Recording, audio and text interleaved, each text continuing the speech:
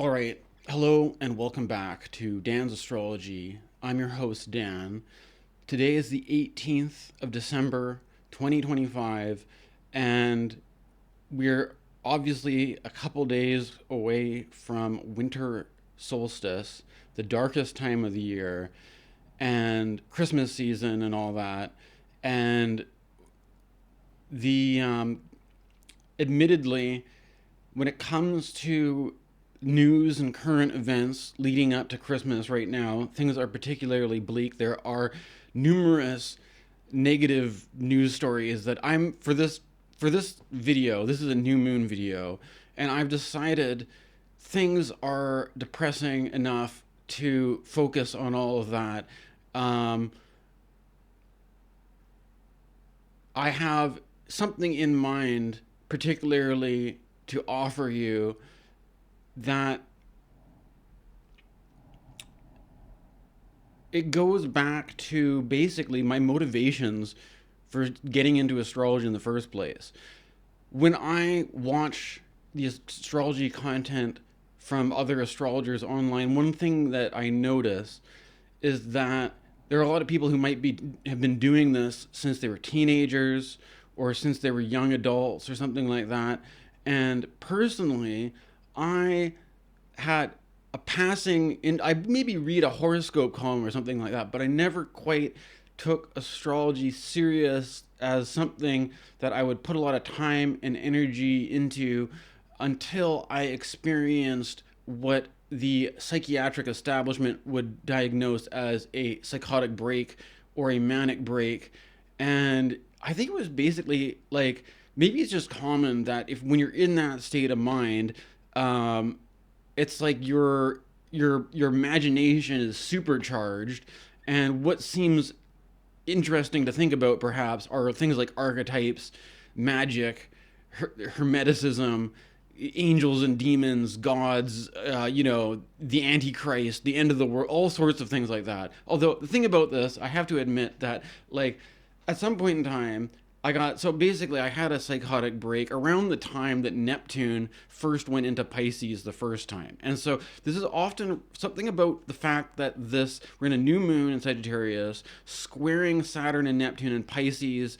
And so the big astrology that characterizes this moment in time, this year, and what's going to be characterizing next year is this whole ingress of Saturn and Neptune into Aries, out of Pisces, into Aries, and right now this new moon in Sagittarius is in a tight square to their Sagittarius is the fire home of Jupiter, Pisces is the water home of Jupiter, and there's a tight square between Sagittarius and Pisces, and the Saturn and Neptune.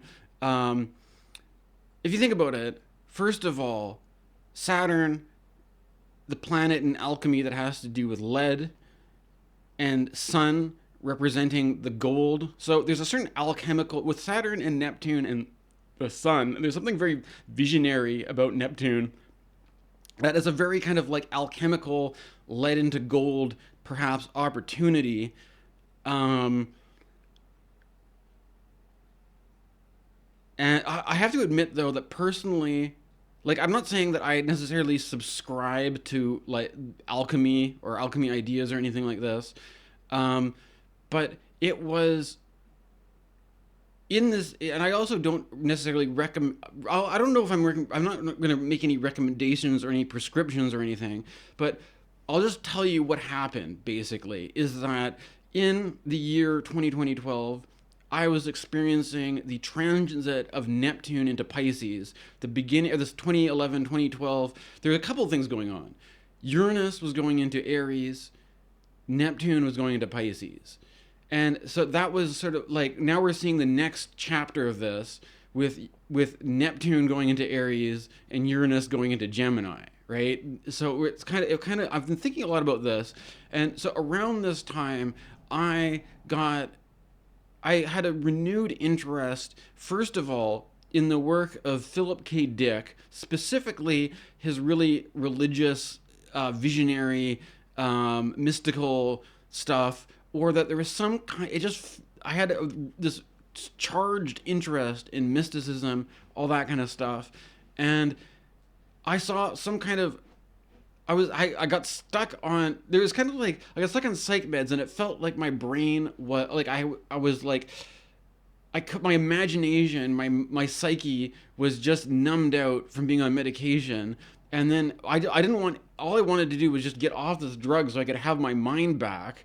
And then I eventually I had this, I was trying to reduce my medication, taper down or whatever.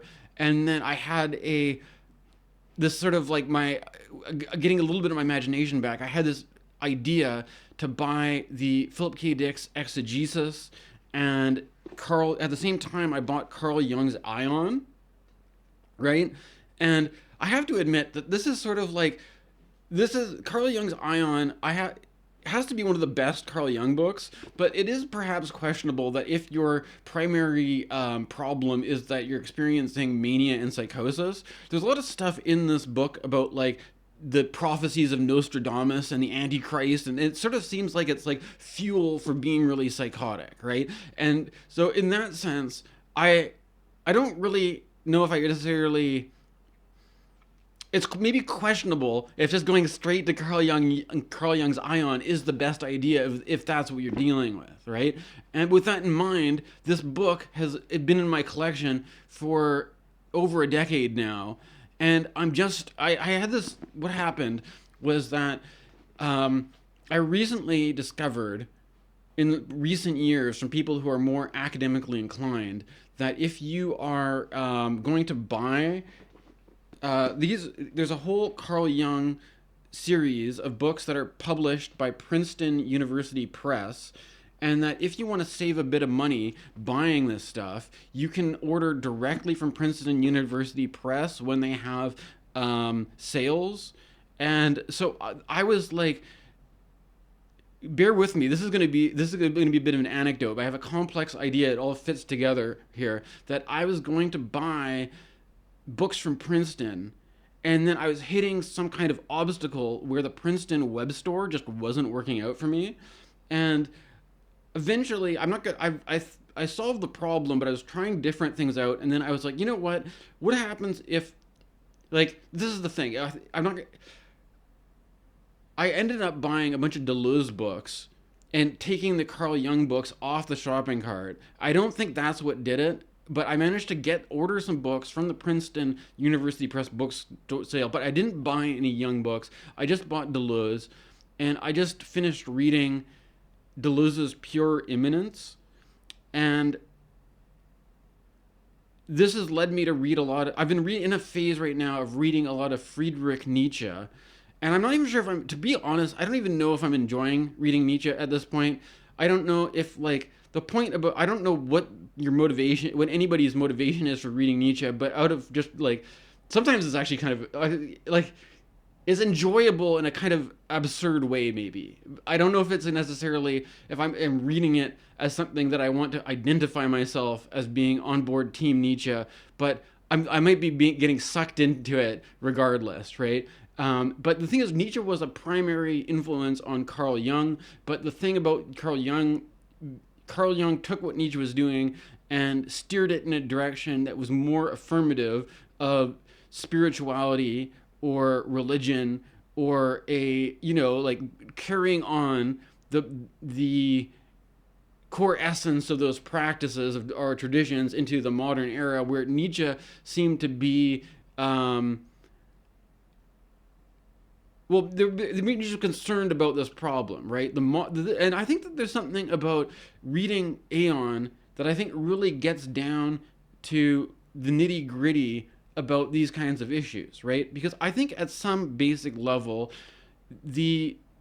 why is this relevant to Saturn and Neptune and Pisces right now? Because one of the things about it is that I feel that when it comes to things like mysticism and magic and all this kind, and the enchanted universe, I think there's something to be said for a pragmatic, grounded, rational, scientific approach to reality, where we can say that, what if at some basic level it is true that fish contain magic properties. For example, when it comes to maintaining good cardiovascular health and good brain health, the fatty acids, omega 3s, omega fatty acids found in fish oil is one of the primary things that is just a good idea to take to support your health. But we don't need to mystify the mechanic of why fish is good for you. We know that there are certain substances such as fish oil which are good. There are we know that there are certain supplements that you can take that are going to promote your health in different ways, and we don't have to mystify it, right? And so I think that I'm not anti-science, and I also think that when it comes to my interest in astrology, I have to admit that when I was experiencing this whole thing where I was experiencing mania and psychosis and all this kind of stuff, it felt as if the possibilities of what was real was blown wide open, and it was an exciting perspective to have on life, which otherwise, from a depressive realist point of view, the world is a depressing, gloomy place. But from the world of a enchanted alchemist, the world is full of all sorts of exciting magical mysteries, right? And there's something about that, just like the rapture of wow, like just being enthused and excited about life. The state that's kind of like the state of mania, though, right? Like you're excited, you're kind of worked up, you're like happy or something like this. There's something about the basic. If you can have, maybe there's a way we can have a bit of both worlds where we can integrate the rational scientific understanding with the thing about mania, or not, hold on, the thing about magic. Why is this relevant to what I'm doing right now with this astrology video? Think about it. New moon in Sagittarius, squaring Saturn and Neptune in Pisces. It's a difficult one because a square to Saturn is a difficult aspect to one of the malefic planets, the planet to do with alchemical lead, right? And the thing about this is that when you talk about the lunar cycle, we're making a astrology video specifically about lunations, usually when people are talking about lunations, they're thinking about it from the point of view of manifesting, right? So the thing about manifestation, I have to admit, it's kind of a touchy subject for me, because manifestation is it runs right into this whole thing about like Oprah, or not maybe Oprah, we're not trying to say this, like The Secret, right? Or like you're gonna be doing a vision board, you're gonna get together with your girls and you're gonna do collages and you're gonna manifest stuff, right? Like there's something about this, the manifestation, which is a touchy subject, because at some level, I think that manifestation is actually, I'm not anti-manifestation. I'm not a manifestation skeptic either, right? There's something about it where it seems to be maybe it's because it's the domain of like new age. It's kind of, to me, it feels very female coded, because it comes from this thing where if men want things to happen, the masculine attitude is that if you want change in your life, the best way to do it is to just take the bull by the horns and make the goddamn changes that need to be made, right? You don't need to go through doing this wishy-washy, manifesty stuff. If you want to do something, you do it. If you want to make changes, you communicate clearly and openly. You don't like make little, like, oh, I just hope this thing happens, and I hope somebody offers me an opportunity, and I hope that, like, you do things in a more direct, straightforward way, right? And there's something about all this. But there is certain things that I have had interesting experiences in my own life where I actually, the idea that there are, like, let's say, like the material world that's full of material objects, and that versus you might have your inspirations, right? You might be inspired. Like, what if you had this inspiration, maybe I should like take my artistic creative practice in a certain direction, and then there is like the opportunity that you were thinking about is there, it opens up, and you're like, whoa, that is like a synchronicity. I had this idea, maybe I should do this, and maybe it's like, a sign that the opportunity is there, or maybe I intuited that that opportunity was there, right? And so there's something about this when like you have these inspiration and you have the flow, creative flow, and you have the opportunities opening up for you that you feel like you're in the flow state and you're just going with the flow. And like in that thing, if that's working out for you, you don't, people like that were probably just going to be going with the flow and following this creative process where it leads them. They don't maybe need to spend a lot of time worrying about taking a course about manifesting, or taking all these workshops or reading all these books, because it's working for them, right? And so there's part of the problem about this is that in some way I think that it's not that manifestation is not real or it doesn't work, but I think that what I've noticed is that if you start watching content online about manifestation or rituals and ceremonies around new moons and full moons about trying to make things happen, like the more that you're doing this, like if it was actually working for you, then things would just be flowing, basically, right? But the fact that you have to do all this stuff kind of is a sign that maybe it's like the more you, maybe I should read a bit more about it. Maybe I should, like, the point about this is that for me, I guess for me it's a touchy subject because I have had all sorts of interesting synchronicities or things like that happen. But then it's sort of like you also have to accept the fact that you can't, you can't, at least, look, I'm modest about this. I may experience some synchronicities or some interesting manifestation things happen once in a while, but I don't consider myself to be some kind of master over this where I can just make anything that I want to happen in my life. And that I think that it's primarily the fact that you have to you kind of have to just sort of take life as it comes, and if things aren't manifesting the way you want them to, then you have to learn to kind of be patient with that. But nonetheless, there's this whole question about manifesting and the moon and with the square to Saturn, where it may feel like you're blocked, things aren't flowing, it's frustrating, or that the nature of life is just, by nature, it's kind of depressing, it's kind of gloomy. Like we just had a big rainstorm as per usual in the area that I live this time of year, but like it was like some poor mother got killed by a branch falling on her, and it's like these are the kind of things that manifest as bad stuff, right?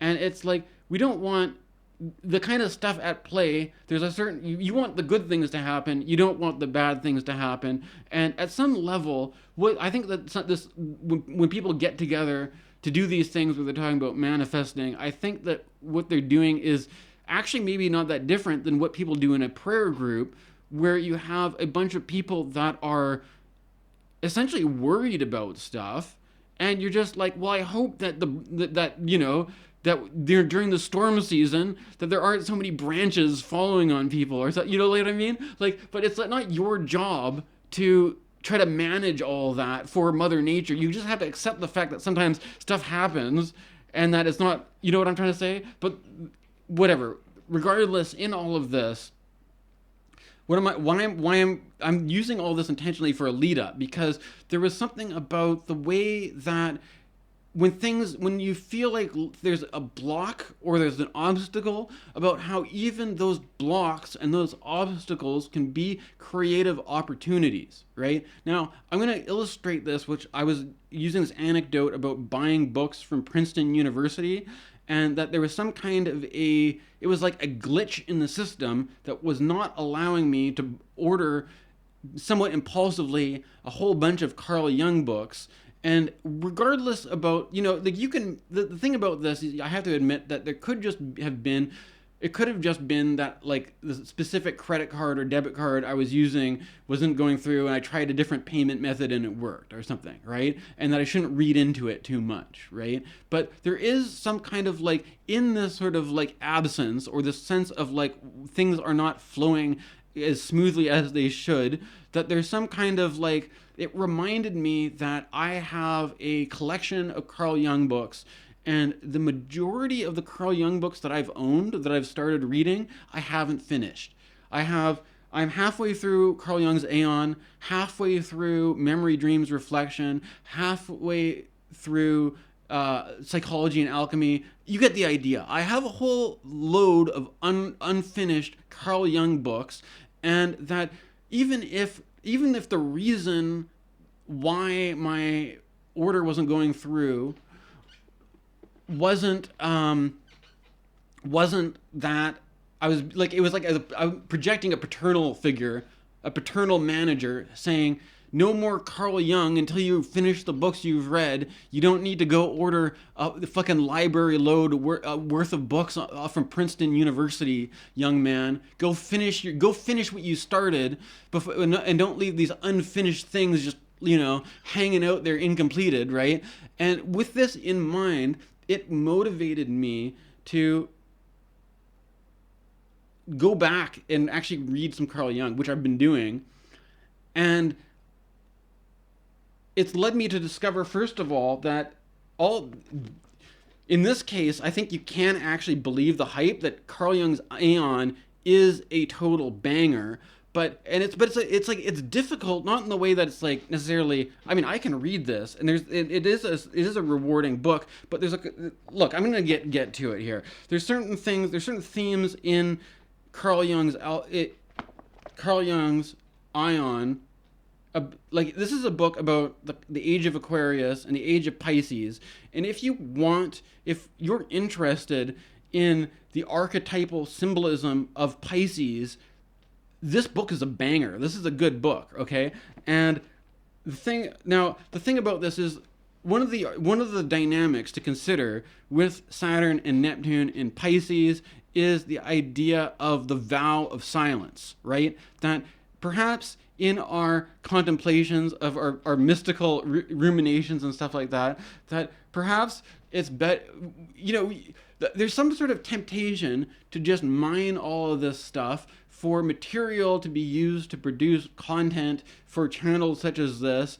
And I'm just going to go for it anyways, and I'm going to read this, but it's going to start with this reminder that there are certain sort of mysteries and secrets that perhaps if you are hip to the Pisces conspiracy, right? There's a certain secrets that only Pisceans are hip to, that you just, with Saturn and Neptune, you have to stay quiet about. And I'm tempted to like, rather than making sensationalistic videos like alchemical secrets exposed, here we go, Dan's astrology reveals the hermetic secrets. So that's not what I'm going, being very selective here. And I'm going to talk about one specific thing about the secrets of the magic fish. I'm just going to read here a select. There's all sorts of stuff in this book. I'm going to try to keep it concise here. Okay. This is Carl Jung's Aeon, page 144. What is it then that one adept whispers into the ear of another, fearfully looking around lest any betray them or even guess their secret? Nothing less than this: that through this teaching, the one and all, the greatest in the guise of the smallest, God himself in his everlasting fires may be caught like a fish in the deep sea.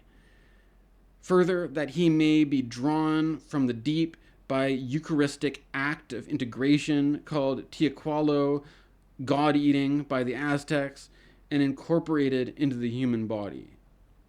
This teaching is the secret and cunning magnet by virtue of which the remora, little in length, mighty in strength, stops the proud frigates in the sea, an adventure which befell the quinquereme of the Emperor Caligula in our own day, as Pliny says in his interesting and edifying tale. The little fish that was only half a foot long had sucked fast to the rudder on the return journey from Stura to Entium and had brought the ship to a standstill. On returning to Rome after this journey, Caligula was murdered by his soldiers. So Echeneis turned out to be an omen, as Pliny points out. The fish played another such trick on Mark Antony before the naval engagement with Augustus, during which Antony was killed. Pliny cannot marvel enough at the mysterious powers of the Echeneis. His amazement obviously impressed the alchemists so much that they identified the round fish in our sea with the remora, and in this way the remora came to symbolize that extremely small thing in the vastness of the unconscious, which is charged with such fateful significance. It is the self, the Atman, smaller than small, greater than great. The alchemical fish symbol, the Echeneis, clearly derives from Pliny, but fishes also crop up in the writings of Sir George Ripley. What is more, they appear in their messianic role together with the birds. They bring the stone just as blah blah blah. The fowls of the air and the fishes of the sea and whatsoever is upon or beneath the earth, that point the way to the kingdom of the heaven, the motif of the helpful animals. Now, this talking. I think this is suitable for the transits we're dealing with. If in the beginning, he's talking about this, the fire and the water, right? And there's something about this in Carl Jung's alchemical imagination. The element of fire is seen. If you have a flame, it goes up, right? And there's this idea that the flame is going up because it's trying to get back to heaven, right? And so that the fire is something that's heavenly. And he in this book, he talks about things like starfish, that when people from more magical times found the starfish, for them, the fact that the starfish looks like a little design that you'd put on a symbol like a shield or a flag or something like this, and you find this at the bottom of the ocean, it's a sign that the fires of spirit penetrate all the way down to the bottom of the sea. There's also this thing in the book of Job where they talks about Leviathan and the sea monsters and all this kind of stuff, and there's this basically Saturn and Neptune and Pisces. There's something about this which does, admittedly, there's an element of eldritch horror to it, because it has to do with the starfish, magical fish, sea monsters, the mystery of the depths, right? And I live in BC. I live in a coastal community, and there's something also about it also reminds me of if you're out on the water in a boat or on a ferry.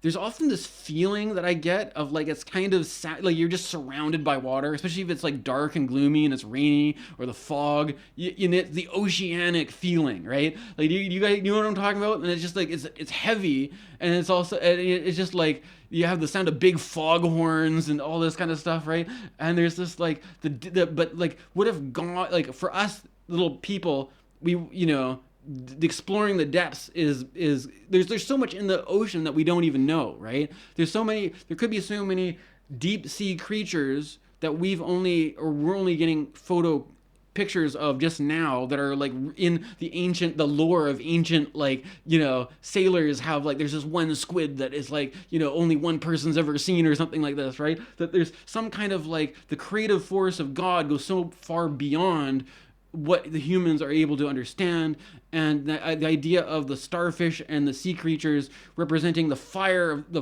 of God that's made its way all the way down to the depths, right? And there's something about this real kind of that with this transit, this kind of penetrating fire that goes way into the depths. And however, there's this kind of in all this, there's also the problem about, or the opportunities that come from obstacles, right? And for example, the fact that I was having an obstacle in buying more Carl Jung books on sale from Princeton turned into an opportunity to actually go back and, what's the point in collecting more of this stuff if I've had this for a goddamn decade and I'm not even and this has got some good stuff in it. Right? The other thing about this is that like there's another one that goes with this in this chapter.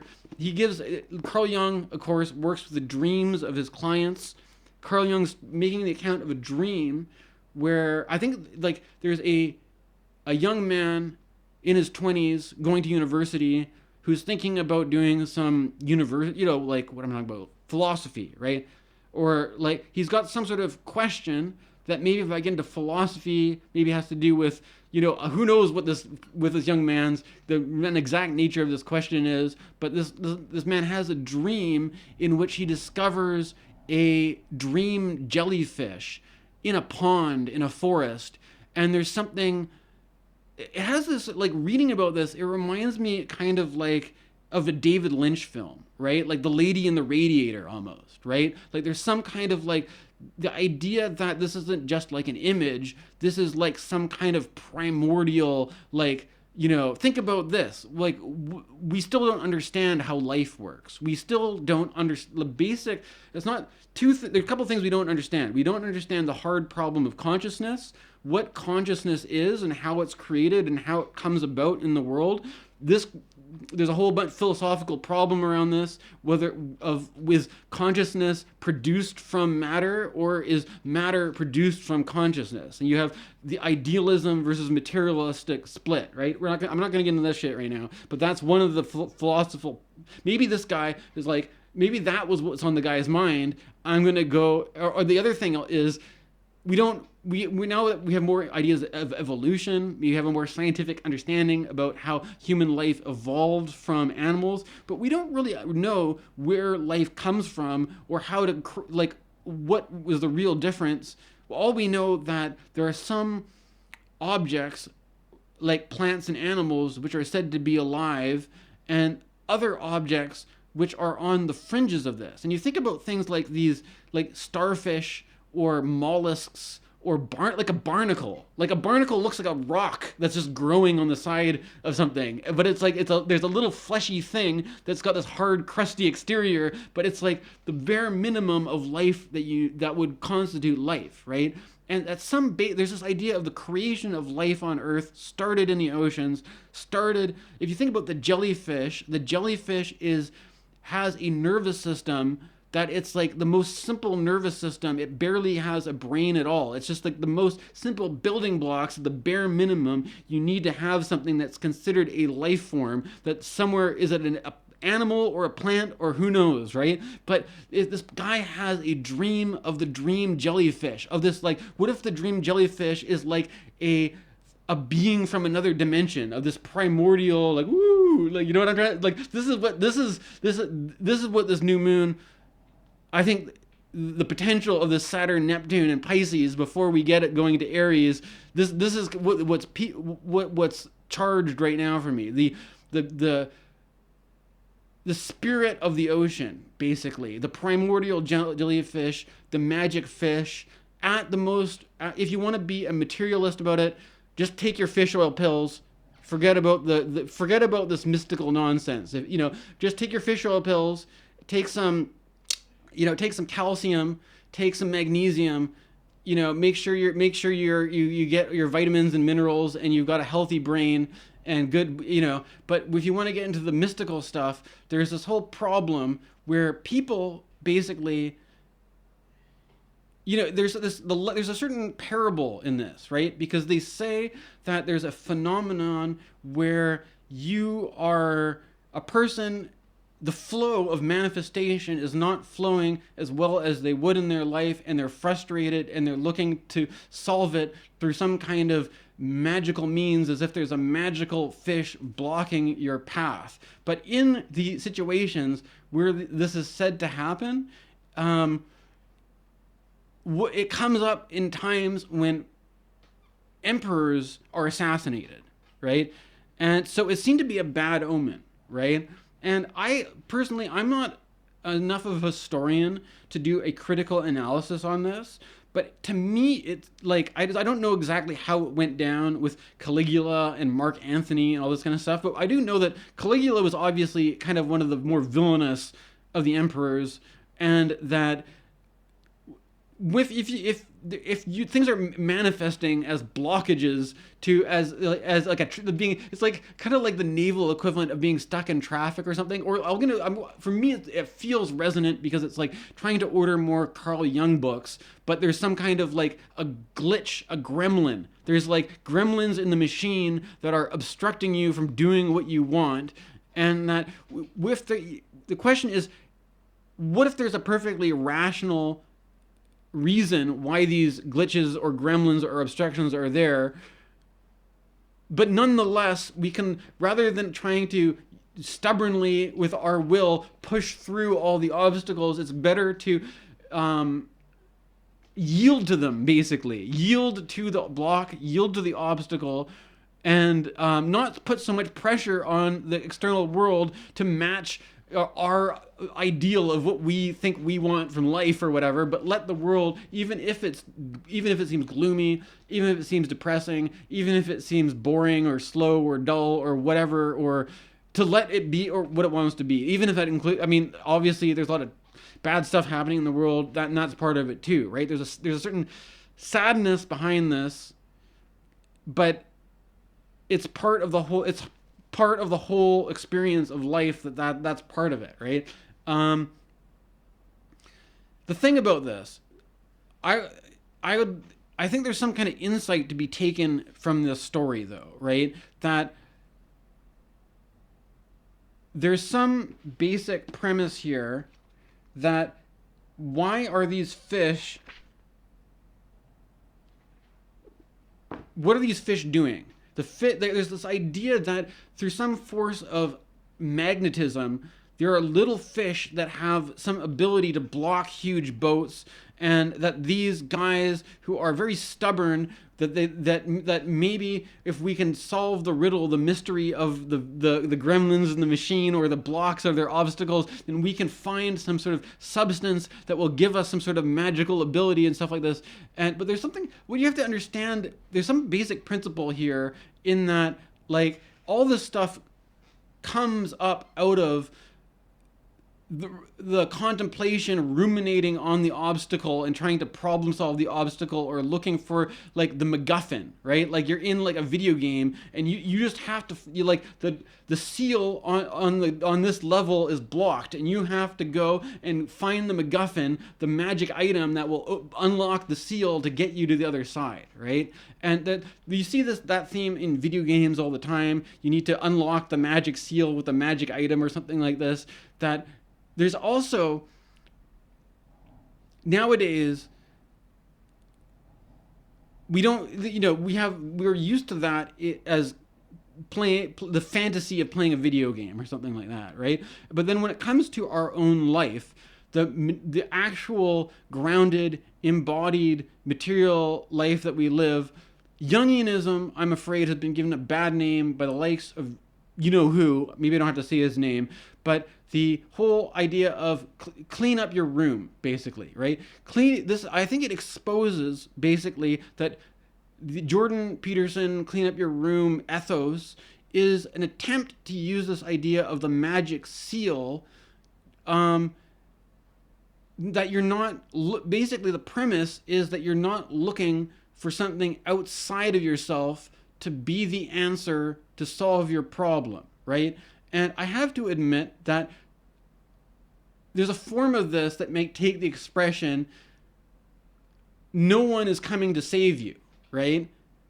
And that phrase, I have to admit, kind of miffs me. But then when you put it in this context,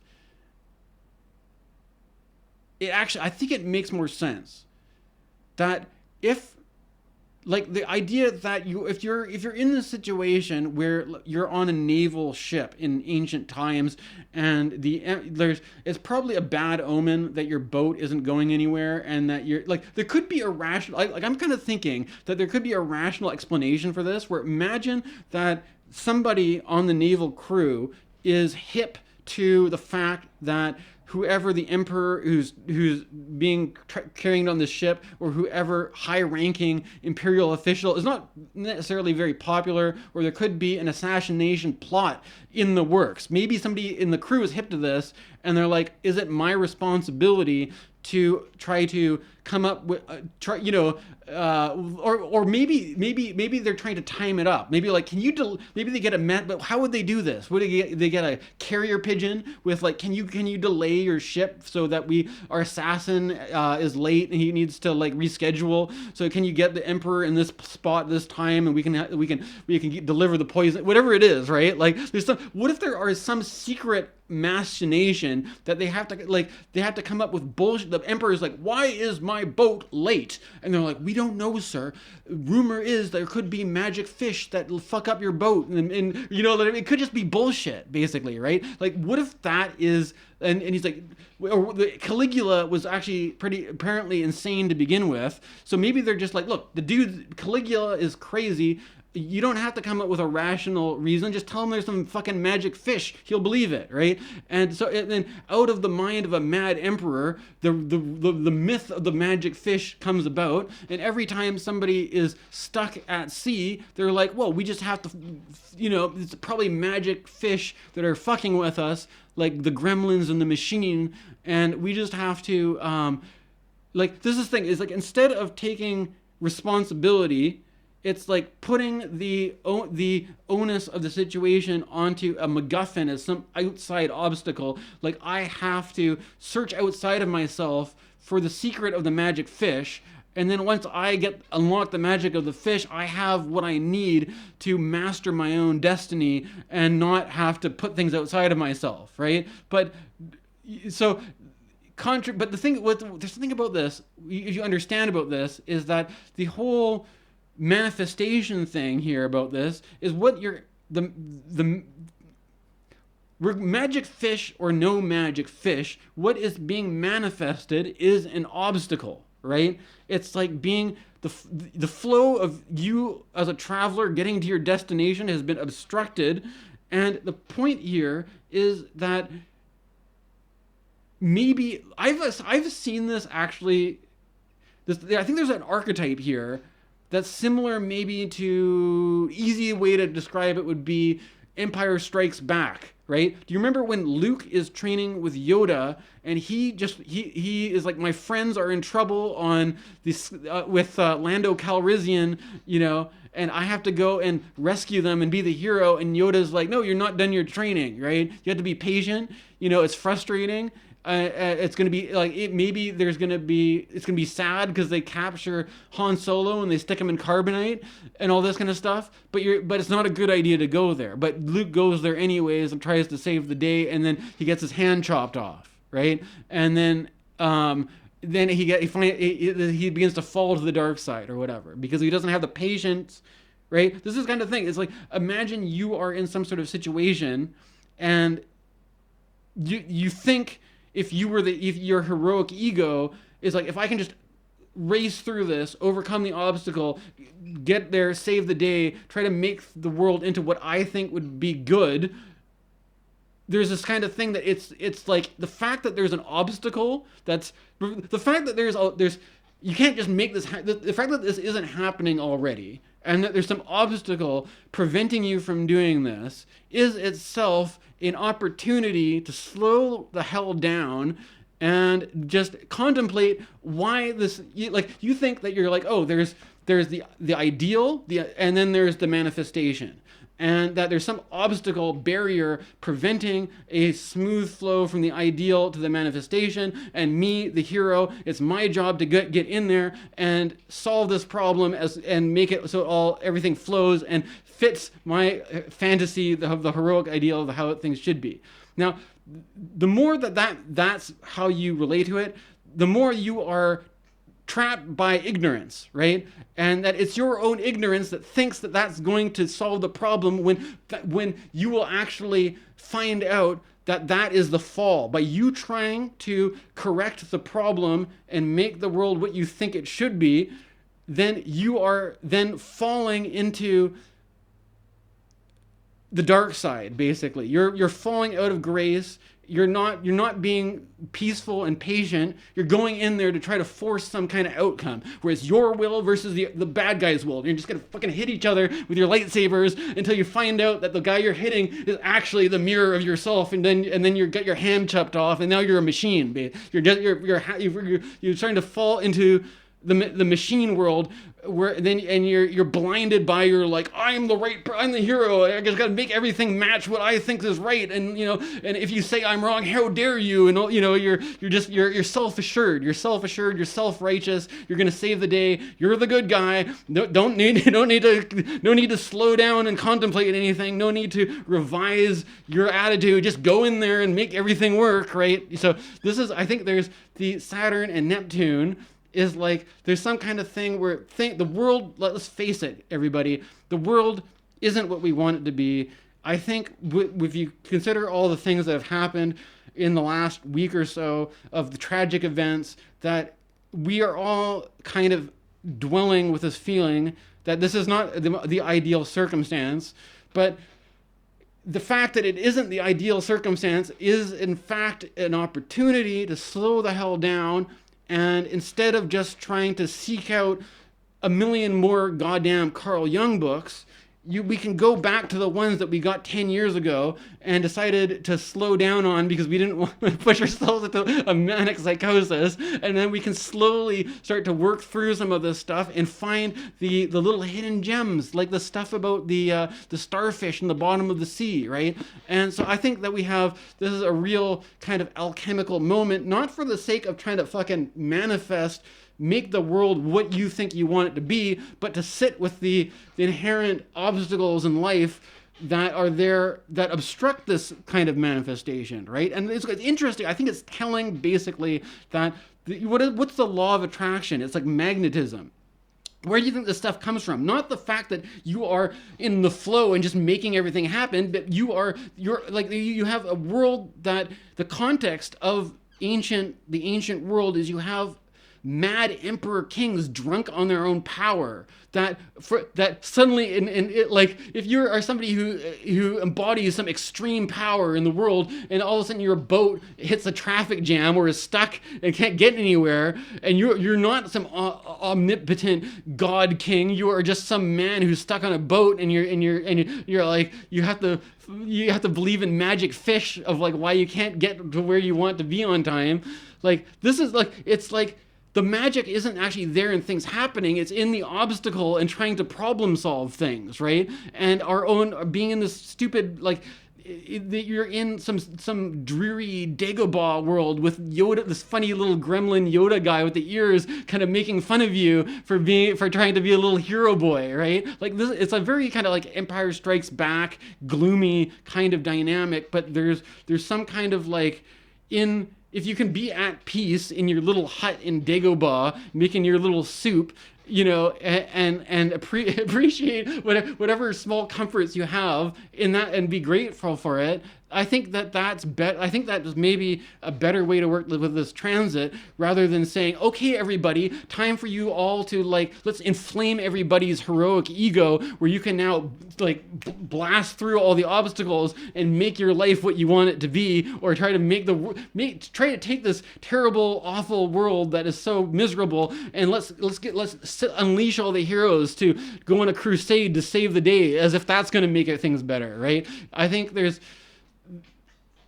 you can see where I'm going with this, right? There's that the Jungy fieriness of Sagittarius has to anchor itself into the depths of Pisces, where you have to have, there's certain faith that it's not up to you to bring that energy into the depths that we can hope that God has already filled it up with all kinds of starfish and squid and octopus and the Call of Cthulhu, right? Like, there's a whole expanse of things that it's not our job to manage and go in there and point our finger at, and of what's going on in the depths. We can let it be, and that we can be, if things are going slowly, just have faith that it's for the best, basically, right? And to be patient. The patience is a virtue.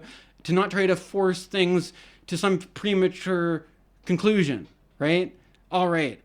that is what's on my mind for this new moon in Sagittarius, which happens to be the last new moon of 2025. Thanks for watching. Stay tuned for more. Hope you have a good Christmas, Hanukkah, holiday season, New Year's. Thanks for watching.